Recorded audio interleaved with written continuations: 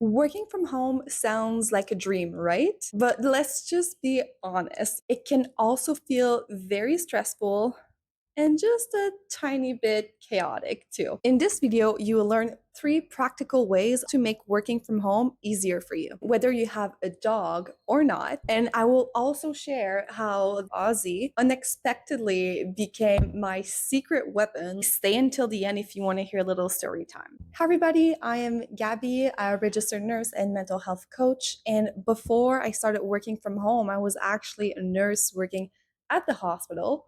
But because of everything that's been happening, you know exactly what I'm talking about. I had to make the hard decision to change careers. I became a social media manager, believe it or not. And that shift wasn't easy. Having Ozzie by my side, this little dog over here, made a massive difference. If you like dogs, this is the video for you. And if you don't have a dog, don't worry. I will also give you a tip if you don't have dogs. So let's get started. Tip number 1 is to have built-in break reminders. And I'll explain to you what I mean by that. One of the biggest challenge of working from home, I don't know about you, Ozzie, you don't do much all day, but it's forgetting to take breaks. It's so easy to get lost in your work until you realize, oh, it's been 5 hours. I didn't eat. I didn't drink. I didn't go to the bathroom. What happened? That's where Ozzie came in. Yes, this little guy over here. He does not let me sit at my desk for longer than needed. And that's because I have built routines and he reminds me of those. Together, we have 3 to 4 walks per day, which means that I'm getting outside, I'm getting some vitamin D, I'm also moving my body, and it's helping me to take a brain break. Honestly, these walks have become mini reset button throughout my day, which is so needed. And there's also research that backs this up. It's not just me making it. Short breaks, especially if you're moving, boost focus and reduce stress. If you do not have a dog, you can try to set timers. I'll be right back. Ozzie, you take care of them. My recommendation for you guys that do not have a dog is this little alarm kitchen timer. Honestly, it makes such a big difference. I'll just bring it closer so you can see. It's super simple and it's blue because it looks cute. But anyways, the reason why this is super helpful is because sometimes you just don't see the time go by. This alarm, let me tell you, the sound, you cannot ignore it. It's so loud. And also, it's not like it's your phone. If it was your phone, then you have notification. But this is only as an alarm. Let's keep going. Tip number 2 is this little guy over here, emotional support. When you work remotely, it can feel very isolating because suddenly you don't have those little chats. Actually, I did not even realize how much I enjoyed casual chats with coworkers until I was spending most of my days alone. You just suddenly realize that there's not much people around you. And while Ozzie cannot really give groundbreaking advice, his presence really makes a world of a difference for me. Just having him around really adds warmth to my day. Whether he's curled up just like this on my bed while I'm filming a YouTube video, or when he's doing random visits during my Zoom calls. Another reason why Ozzie is a big part of my emotional support is that when I'm stressed or overwhelmed, a quick cuddle session can really shift my mood drastically. If anybody has a dog and you know exactly what I mean, put your hands up in the comments so we can all, share that feeling together.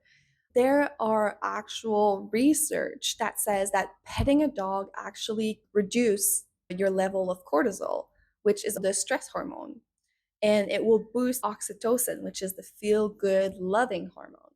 For people that don't have a dog, my recommendation to you would be to add something that's comforting to your space, because that's what this little dog is. He's comfort. It could be a really cute blanket. a plant next to your desk, some calming music in the background. All of that will help to create a uplifting environment. Tip number 3 is actually creating routines that stick. If you've ever worked from home, you know how blurry those work-life balance can get. There is that one unexpected benefit I didn't realize until I had a dog, but Ozzie really helped me to build a structured daily routine. What do I mean by that? I mean that every day Ozzie is the center of my universe, where he has his own schedule for pee, for food, for meal times, walks, not so much playtime. He's not the most playful dog. That's okay. And all of those mixed together really helped me to create a better rhythm in my everyday life. As soon as I get out of bed, Ozzie and I go out walk for his morning walk. And then we come back, I feed him, and actually reminds me that I need to have breakfast. These walks really break up my day. And that is my clue to tell me that I need to wrap up work. If you do not have a pet, you can still try to do the same thing by creating some anchors to your day. Something that cannot change, like starting a morning ritual and ending with a calming evening kind of rituals too. And these intentional pause, and this is where you have to pay attention. Intentional pause help maintain that work-life balance because you are a human, you are not a robot, you have needs. We tend to think it's all about productivity and we need to produce as much as possible. However, a lot of people forget that we have needs and then they burn out and ask themselves what went wrong. Okay, this is the time that you've been waiting for. Story time. When I first started to work from home, I initially thought it was going to be a breeze, but I quickly realized that it's actually very possible to burn out when you don't have those lines that are very clear between your personal life and your professional life. I remember one day, it was 7 p.m. when I realized that, Ozzie didn't go out for his 5 p.m. pee or I didn't eat. And I was exhausted, I was overwhelmed. But just when I was spiraling, Ozzie came up to me and he just stood on two paws like this. It was really cute and tried to jump on my lap to tell me as if like there's something that isn't right. As if he was telling me, "Hey human, it's time to go out for a walk right now." And that walk was actually exactly what I needed. Sometimes all we need is just that very gentle nudge to take care of ourselves. Working from home is not easy, that's true, but having Ozzie by my side honestly has made the journey feel a lot less stressful and a lot more joyful. Here is a recap of everything. 1, take regular breaks, but not any type of break. Regular walks doesn't just have to be for dogs. They're essential for any human, including you. And if you don't have a dog, you can use a timer. Tip number 2 is emotional support. A furry coworker can make remote work feel less lonely. But if you're a plant person, you can also add some plants and give them some name and have some conversation in the morning. Okay, let's not go there.